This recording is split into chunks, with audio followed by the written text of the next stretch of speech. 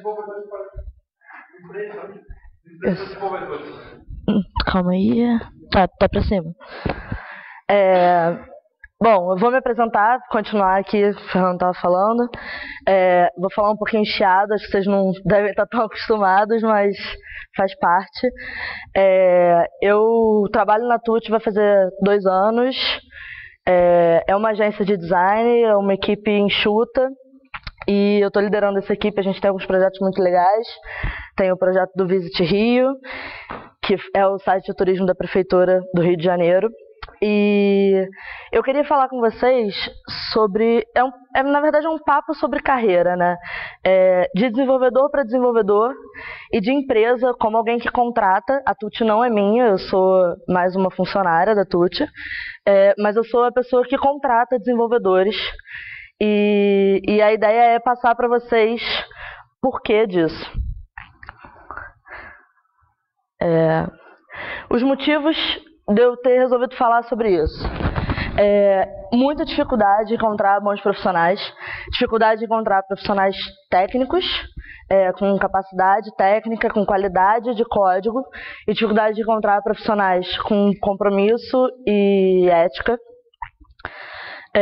Ver bons profissionais perdidos no mercado. Eu já tive contato com alguns desenvolvedores em eventos lá no Rio, pessoas que tinham que estar aí deslanchando no mercado, que tinha que ouvir falar o nome deles pelo Brasil inteiro, e a gente nem sabe quem é. E lembrar de como foi difícil no começo. Quando eu iniciei minha carreira, ninguém me falava: se você for por aqui, pode ser mais fácil. Se você for por ali, de repente vai ser um pouquinho mais complicado. Eu quero lembrar que, assim, não é uma regra. Eu não estou aqui para dizer o que é certo e o que é errado. A minha experiência de carreira certamente é diferente da de todos vocês, inclusive porque eu venho de outro estado e as empresas funcionam diferentes em cada região. Mas é uma ideia, assim, por algumas empresas que eu passei, a contar um pouquinho da minha experiência e tentar ajudar quem de repente estiver com dúvida de alguma coisa e tentar ajudar a seguir um caminho por aí. O que os desenvolvedores esperam dos desenvolvedores? Né? Quando a gente faz uma contratação, a gente pensa sempre... eu sou desenvolvedor, o que eu quero chegar lá e ter dos meus colegas? E, obviamente, quem está te recebendo também quer saber isso. Equipe. Reunião de indivíduos que realizam em conjunto uma mesma tarefa ou trabalho. E isso é muito importante a gente entender quando a gente pensa em trabalho numa empresa ou numa cooperativa ou num grupo. O conceito de equipe. Um ponto muito importante é sobre o seu trabalho. Ele é relevante, então valorize isso. Se ele não fosse relevante, você não estaria trabalhando nessa equipe. As pessoas viram o que você faz e consideram você importante por isso. Não deixa isso ser perdido. A boa capacidade de se relacionar é sempre bem vista. E isso não quer dizer que você vai fazer melhores amigos na empresa que você trabalha. Pode ser até que você faça, mas isso não é uma regra. Mas é importante você ter a capacidade de olhar para o cara que está do seu lado, dar um bom dia, perguntar como é que foi o dia dele, ou como é que foi o final de semana dele, e de uma forma não necessariamente íntima, mas como alguém que se importa. Respeitar o trabalho de seus colegas. Da mesma forma que o seu trabalho deve ser respeitado, você também tem que respeitar das pessoas que trabalham com você. Se não sabe, pergunta. Respeite os padrões e os processos da empresa. E se não tem um padrão, que a gente sabe que muitas vezes não tem, crie em conjunto com a sua equipe, porque é importante. E o que as empresas esperam dos desenvolvedores? Isso eu falo com base, obviamente, na minha experiência, e é bom também, eu quero ter essa troca com vocês depois e saber o que as empresas que vocês trabalham esperam, o que vocês como desenvolvedores esperam. Técnica. Isso é óbvio, vem em primeiro lugar, você provavelmente fez um teste para entrar, nenhuma empresa vai te contratar como desenvolvedor se você não souber desenvolver, programar. Compromisso. Eles querem poder contar com você. E proatividade é clichê a palavra, se você for pensar, mas é real, assim, você não precisa esperar que alguém te diga que você tem que fazer alguma coisa. Óbvio que tem tarefas, é óbvio que existe um backlog e tem coisas que têm que ser seguidas. E se você perceber que naquele backlog você já cumpriu tudo que você tinha para cumprir e você tem um tempo livre, você sabe que tem uma demanda interna, você sabe que tem o seu colega precisando de uma ajuda, tenta ajudar, tenta integrar a equipe, porque isso é importante. Comportamento. Quando eu falo de comportamento, é uma questão de ética, de cuidado, é a cultura compatível com a cultura da empresa. Não adianta, se você é um cara que gosta de andar de bermuda e chinelo, querer trabalhar num banco. Nunca vai dar certo. Você vai viver infeliz, você vai viver frustrado e todas as oportunidades que aparecerem para você ali nunca serão boas. E processos políticos da empresa que, obviamente, têm que ser respeitados. Na chamada da palestra, que foi para votação, eu citei alguns tópicos e eu queria ir além, e foi essa questão que eu entrei. Eu tenho alguns amigos que trabalham com negócios e RH, e eles sempre falam que é muito difícil encontrar profissional de TI, e eu sinto isso na pele hoje também. Mas eles usam um termo que eu acho até muito ruim, assim. O profissional de TI é um profissional volúvel. Não importa, surgiu uma oportunidade boa, o cara vai lá. Ele não tem amor pela empresa, ele não veste a camisa, não tem essa. E eu me pergunto sempre, o profissional que é volúvel ou as empresas que não retêm os talentos? Eu sempre falo isso assim, que o profissional de TI, ele sofre sempre com o estigma de uma categoria que não é regulamentada. Existem profissionais que vêm de diversas áreas para entrar na TI, alguns com qualidade técnica, outros não. E a gente vê que existe uma comparação sempre de valores, de trabalho bem feito e etc. Mas na maior parte das vezes eles falam de valores e querem taxar todos por baixo, sem pensar, de fato, na qualidade do trabalho daquele profissional. A inexperiência, que muitas vezes acontece, e isso não quer dizer que você tenha começado a trabalhar ontem, mas a inexperiência ela pode ser relacionada àquela situação. Por exemplo, eu já trabalhei numa empresa de mercado financeiro, mas eu nunca trabalhei, sei lá, num fast food. Eu sou inexperiente naquilo ali. E eu posso trabalhar com TI num fast food, montar um sistema para eles. Mas eu sou inexperiente naquilo ali e eu posso acabar sendo mal vista, sendo taxada como um profissional ruim por não ter essa experiência. Cultura incompatível da empresa, entra naquele ponto que eu falei.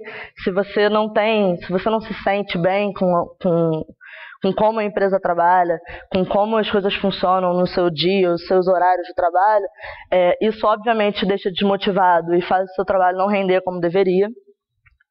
Chefe ou líder, todo mundo aqui sabe, todo mundo já teve um. Você pode encontrar o líder maravilhoso que vai te ajudar a trabalhar, que vai te dar todos os meios de você ter um dia confortável no trabalho, de produzir bem, de entregar o seu melhor. Ou você pode ter um chefe que está ali, que está te assediando moralmente, que está te impondo coisas que você sabe que não vão funcionar, que não ouve a equipe, que não quer fazer melhorias. E isso, obviamente, pode ser um ponto muito positivo ou um ponto muito negativo. Ética. Todo mundo aqui, assim, eu pelo menos imagino isso, todas as pessoas que eu já conversei, eu vou fazer uma pergunta para vocês. Alguém conhece algum desenvolvedor que já abandonou o trabalho? Que pegou um freela e não entregou? Ou que começou a trabalhar, ficou 2 dias, 3 dias, uma semana, saiu? Eu já tive caso de trabalhar com um cara que estava 8 meses na empresa e do nada ele nunca mais apareceu.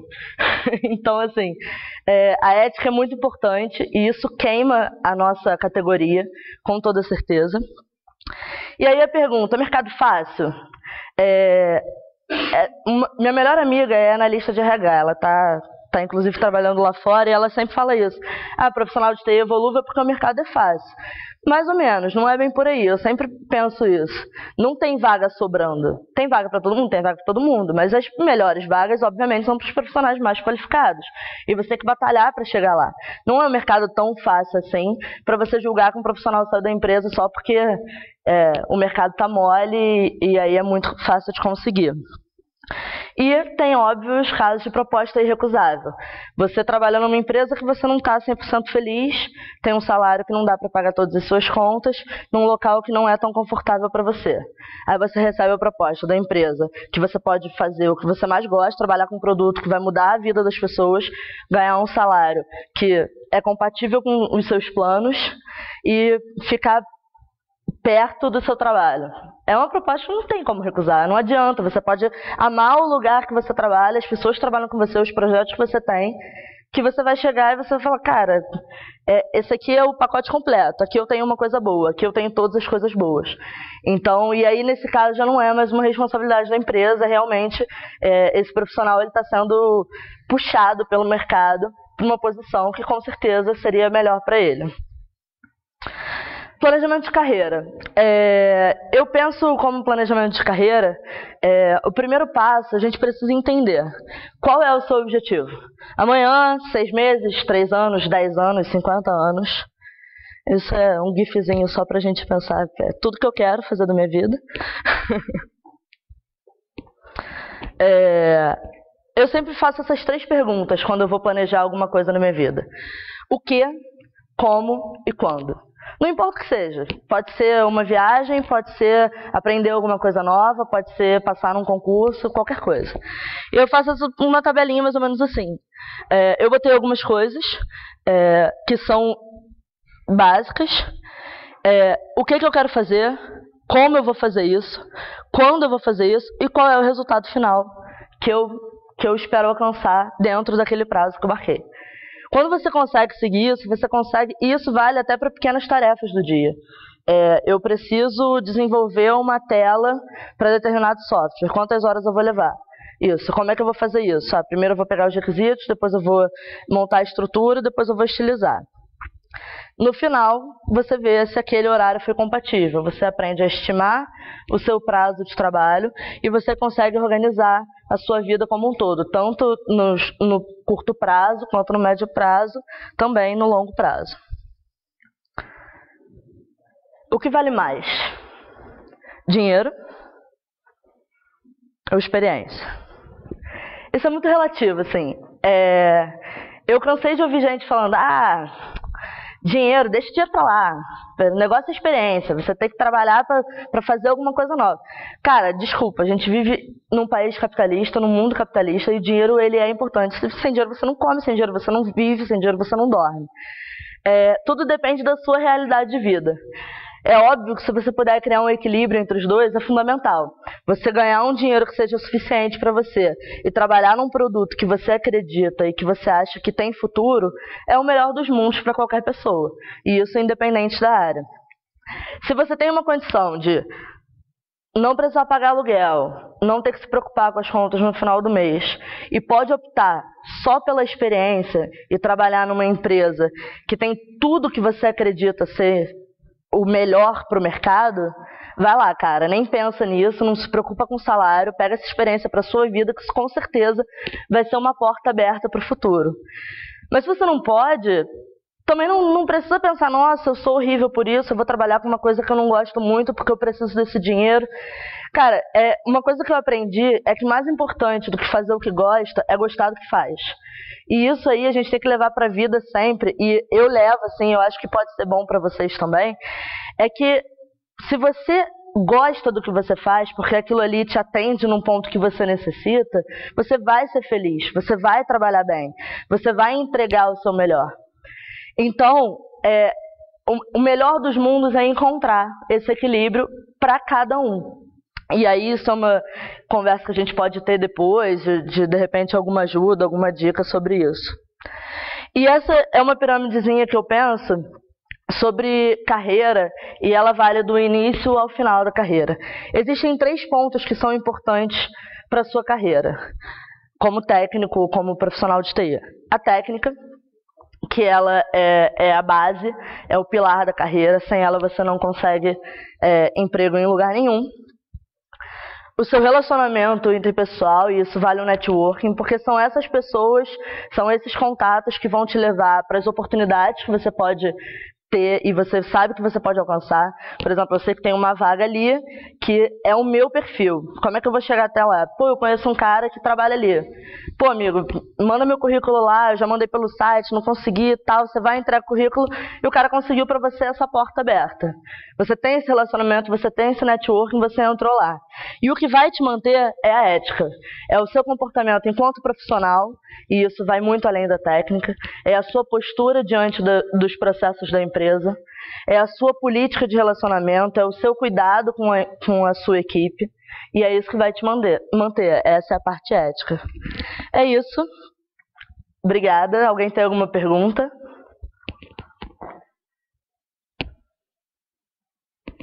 Não? Só isso? Diga. Você, como vai contratar a pessoa, o que você observa na pessoa que atrai? Além da técnica, além do currículo? Eu sempre observo a forma da pessoa falar, como ela se vestiu, no sentido de, quando eu vou me candidatar para uma vaga, a primeira coisa que eu vejo é o site da empresa, a política da empresa, a cultura da empresa. Eu trabalho hoje numa agência de design, né, onde eu contrato. Na agência de design, se você entrar no site da TUT, você vai ver na área da equipe as pessoas fazendo careta, todo mundo despojado. Se o cara parasse de terno e gravata, eu vou falar, cara, ele não sabe nada da vaga que ele está concorrendo. Ele nem se preocupou com isso. Então já é uma coisa que você já pensa assim, como assim? E principalmente a desenvoltura da pessoa no falar. Pergunto sempre sobre as experiências com equipes de trabalho, porque a técnica a gente avalia num teste. E a parte de comportamento, você não tem como avaliar 100% na entrevista. Aquilo ali, na verdade, você dá uma oportunidade de acordo com aquela situação ali. Por exemplo, foi uma conversa que foi positiva, você conseguiu perceber que a pessoa realmente entende o que ela está falando, não é só executar. E ali, na verdade, é quase que um tiro no escuro, porque quando você começa a conviver com aquela pessoa e perceber o trabalho dela, que você vê realmente como funciona essa parte de comportamento e ética. Tá, sem problemas. Como reconhecer a proatividade numa entrevista? Na entrevista dificilmente você vai reconhecer a proatividade. Na verdade, você tem ali... Na entrevista você consegue perceber duas coisas: a segurança do profissional e a desenvoltura dele. Isso não significa que ele seja proativo. Ele pode ser um cara muito seguro, um cara super extrovertido, mas na hora do trabalho, de repente, ele não vai ser proativo. Essa parte da proatividade, ela entra na sua expectativa de continuar no trabalho. Quando você entra numa empresa, você está lá e você está entregando, você pode ser aquele profissional que faz somente o necessário ou aquele profissional que entrega além da curva, além da conta, aquela coisa que está mais do que taxada da gente ouvir falar. E aí, esse é o perfil que vai te colocar como um cara que é substituível ou não. Entendeu? Sem problemas. Lá vocês também, por exemplo, não vou falar perfil estável, tá? Mas sim, tem uma verificada da pessoa, muito design também verificado, né? A pessoa lá vai te convidar. Sim, na verdade sim, porque assim, esse é um cuidado que eu tenho.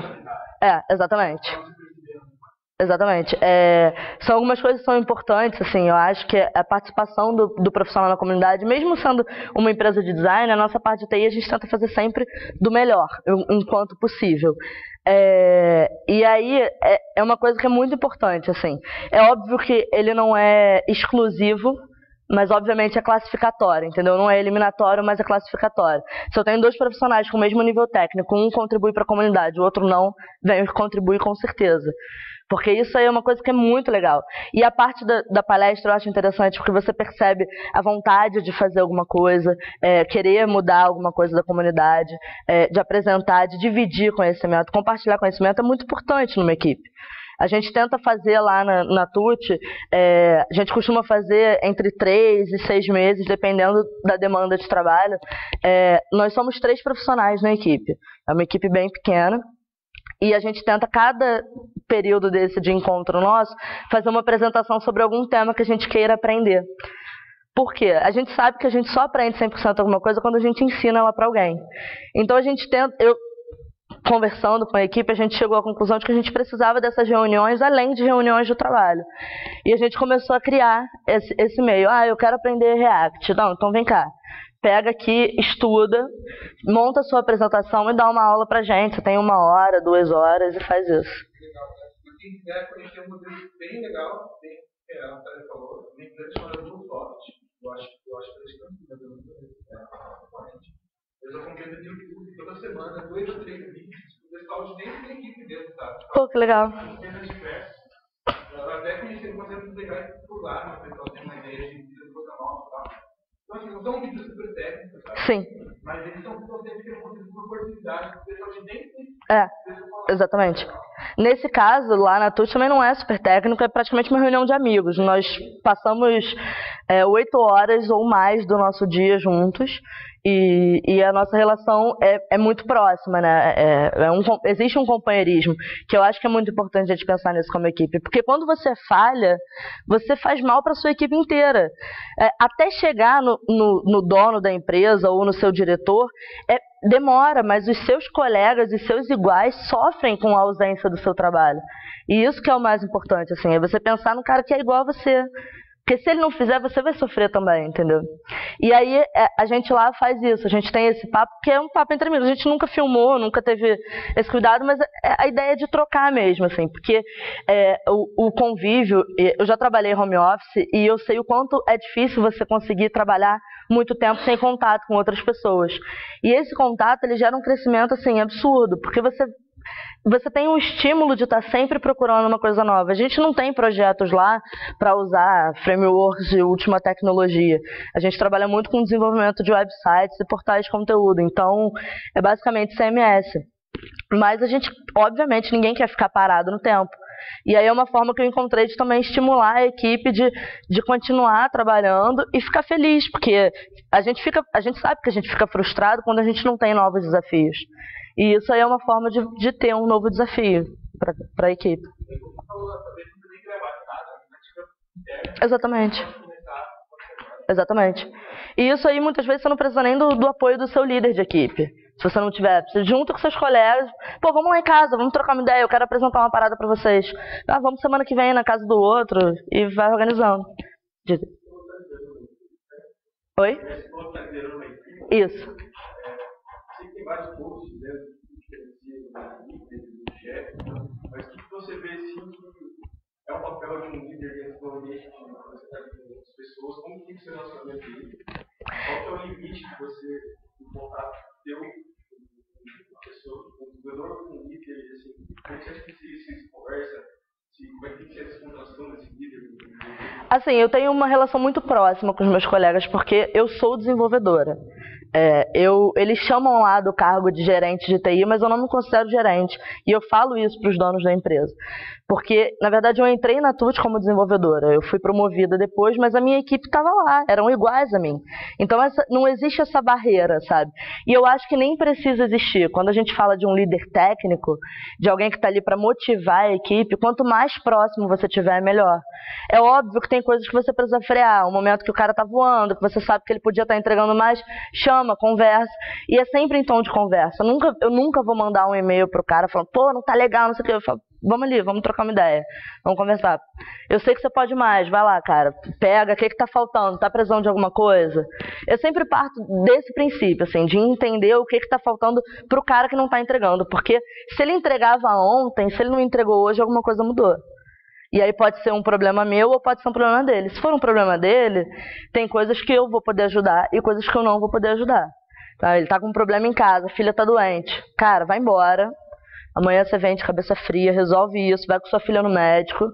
Depois você volta, se precisar fazer uma hora extra, se precisar trabalhar um final de semana de casa, você trabalha. Você sabe o que você tem que entregar.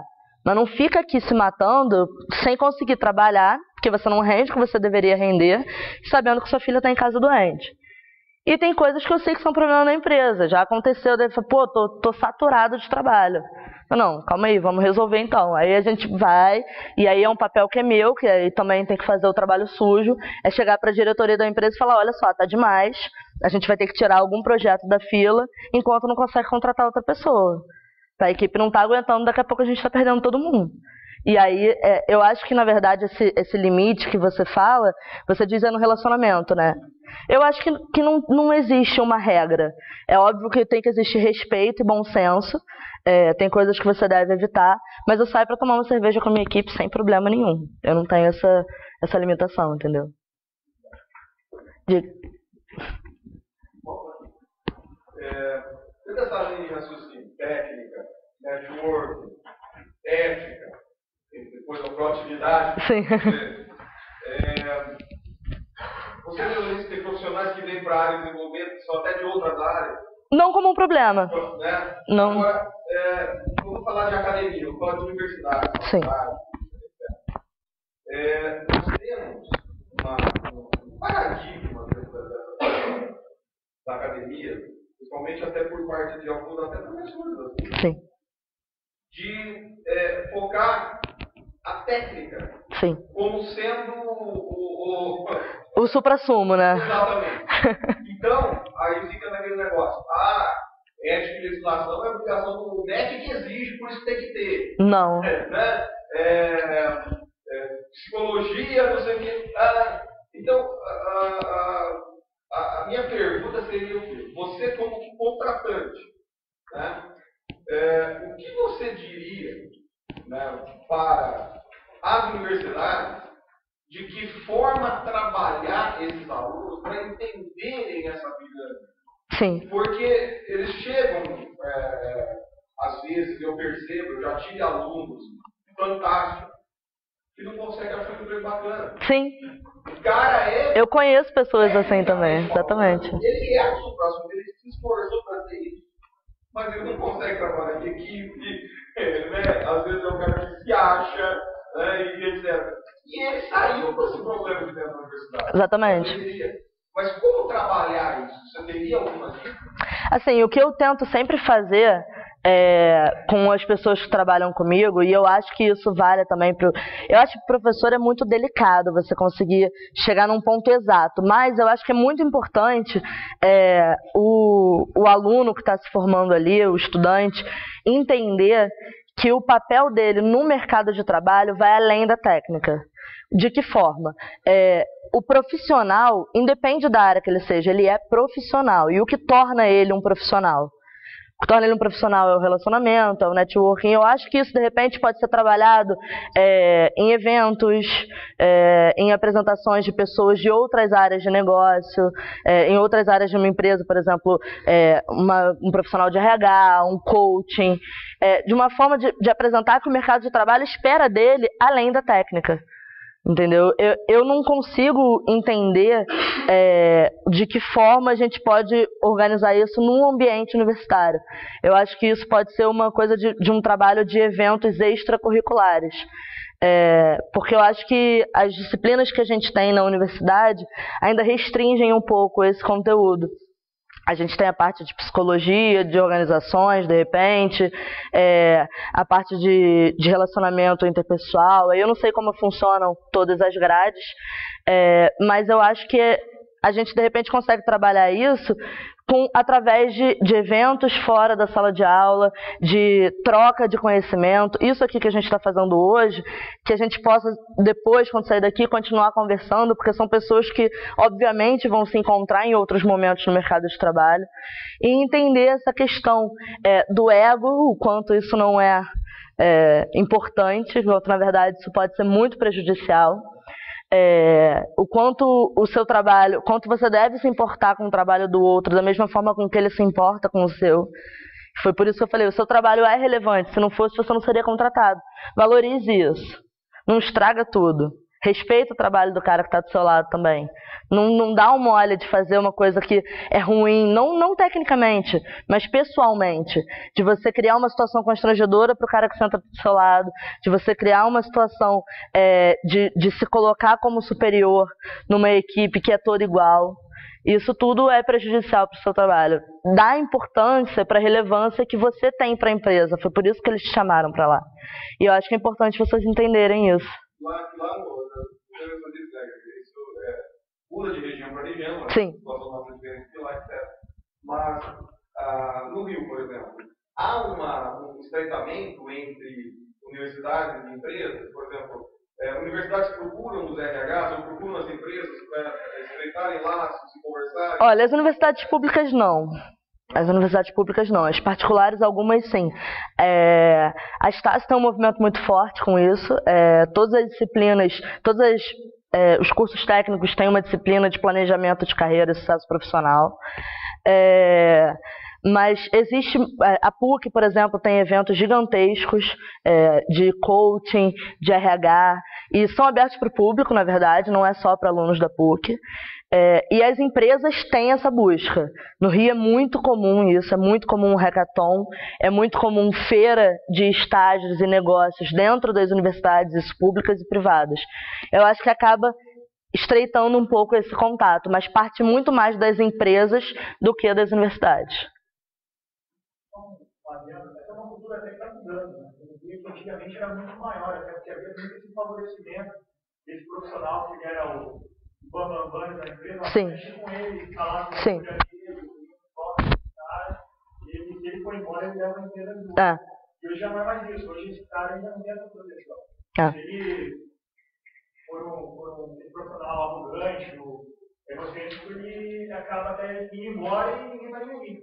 Hoje é muito mais ético, é muito melhor que um profissional ético que tem um bom relacionamento. Exatamente. Consegue trabalhar a parte técnica, a empresa vai muito mais além de paga esse concurso, né? Sim. Ter treinamento Sim. de especialista, do que manter esse cara que está lá levando todo mundo para baixo, que é aquele tubarão, né? A laranja podre que contamina todas as outras, né?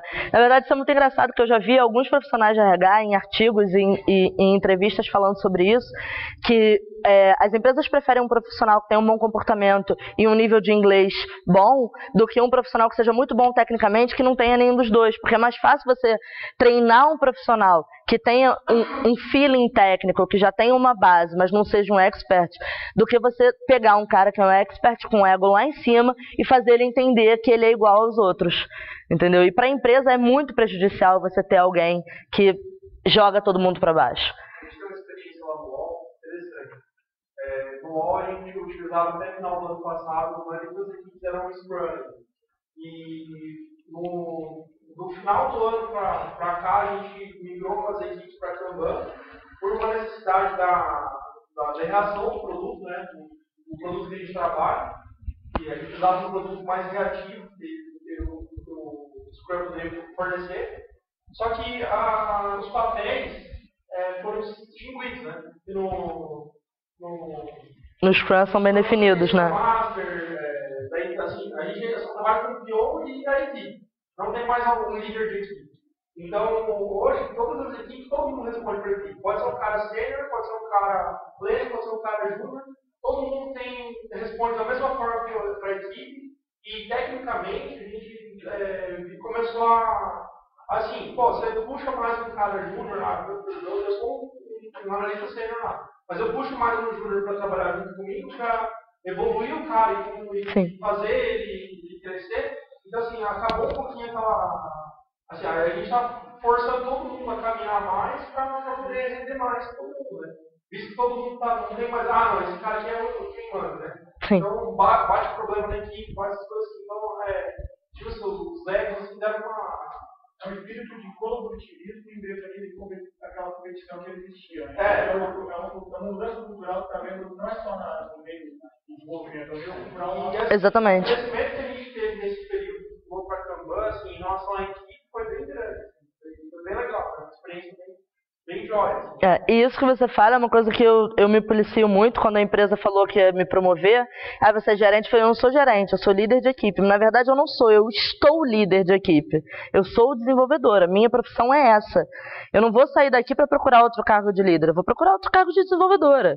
Porque é o meu papel. A questão de liderar a equipe foi só uma forma de facilitar o trabalho dos gerentes de projeto e dos desenvolvedores, para integrar essa comunicação. Entendeu? Porque é muito importante a gente tentar também evitar essa coisa. Isso que você faz é sensacional. Você pegar um profissional júnior e cobrar dele mais. Trazer ele para fazer um trabalho mais forte. Por mais que você saiba que na hora que se der um problema, você sabe que a responsabilidade é sua e você tem que pegar isso para você, mas você está levando ele para encarar um outro desafio, que para ele isso vai ser sensacional. Exatamente. Diga. Foi? Então tá. Na verdade, a gente fala muito sobre o funcionário, talvez não cumpra o que ele foi definido para ser cumprido. A gente pouco fala do que a empresa pode contratar alguém que é além do que a empresa pode propor. Sim. Eu queria saber mais ou menos como que a empresa lida com essa situação. Às vezes contrata um cara muito bom e vai gerar egoísmo na empresa. Ele vai dizer as coisas que podem vocês estão errados de verdade? Sim. Como a empresa lida com isso? Ela tem que mudar, ela tem que salvar? Assim, é o que eu falo assim, eu estou líder, né? Eu não fui líder em outros trabalhos, eu sou líder dessa equipe, a gente tem um trabalho enxuto, mas eu vou te falar, eu acho sempre muito positivo. A gente, com o projeto do Visit Rio, por exemplo, a gente teve um case que foi muito bom, e foi bom para mim como profissional, mas para a empresa por um momento foi preocupante. Havia tido um ataque de servidor, que era uma empresa terceirizada, que tinha sido licitação, e a licitação é meio complicado lá no Rio. As empresas que ganham licitação da Prefeitura no Rio só ganham licitação, muitas vezes não são qualificadas para isso. E os caras não tinham backup, foi uma doideira. Enfim, aí quando deu esse problema todo, faltavam, sei lá, acho que 10 dias para o início da Olimpíada, os caras ficaram malucos, e aí contrataram uma auditoria. Eu falei, cara, que ótimo, eu quero isso. Aí pegaram um cara que é um chefe arquiteto da IBM lá fora para prestar uma consultoria aqui. E aí ele viu toda essa questão do trabalho. Eu acho que para a empresa isso é muito positivo. Eu vejo isso como muito positivo. Eu acho muito bom ter alguém que tenha mais conhecimento técnico do que eu para entender o que eu estou fazendo de errado e me ajudar a mudar isso. Porque se eu estou naquele fluxo de trabalho contínuo, e eu acho que isso vale para a empresa também, muitas vezes os erros da empresa custam muito caro financeiramente. E as empresas muitas vezes pensam muito forte nisso, né? Ver o que você está fazendo de errado e corrigir para que aquele erro não aconteça mais, e obviamente você vai evitar uma série de problemas no futuro, vai diminuir seus custos e vai só felicidade, né? O ego não deixa muitas vezes a gente querer mudar, mas eu acho que essa mudança constante é importantíssima para qualquer profissional de qualquer nível. Se você tem alguém que tem um conhecimento maior do que você em alguma área e que te ajude a levantar o seu conhecimento daquilo ali, é perfeito, não pode ser ruim. E para a empresa também não pode ser ruim. Eu acho que existem empresas e empresas, sabe? Se você está num lugar que a vista grossa, ninguém confia, todo esse apontamento, sabe, de problemas que não consegue dar argumentos técnicos, deixa ela de lado. Sim. Né? Eu acho que essa empresa é a sua decisão de curto prazo. Exatamente. Eu sempre falo uma coisa que é muito importante, assim, existem coisas que a gente pode mudar quando a gente chega numa empresa. Às vezes a empresa não tem processo nenhum, você consegue criar junto com a equipe, você consegue criar metodologias de trabalho que facilitem a vida e todo mundo trabalha mais confortável. Mas tem coisas que a gente não consegue mudar. A cultura da empresa a gente não consegue mudar. E a cultura da empresa vai muito da cabeça dos donos, dos empresários. E se essas pessoas elas não estão preparadas para essa mudança, é você que não se encaixa ali. Então, passa o seu momento de você encontrar o seu caminho. E aí é você, obviamente, pensando naquela lógica de relacionamento, ética e técnica, tentar não deixar aquela porta fechada, porque bem ou mal aquelas pessoas ali você vai encontrar num outro momento. Então você entrega tudo que você tem para entregar, faz um trabalho de qualidade e vai procurando um caminho que tenha mais a ver com o seu, entendeu? O seu perfil, a sua cultura. A gente tem o nosso perfil e as empresas têm os perfis delas. Isso precisa encaixar, tem que dar um match. Se não der match, não adianta. Você vai ficar ali só no curto prazo, vai ser um degrau para um outro momento. Foi? Obrigada, gente.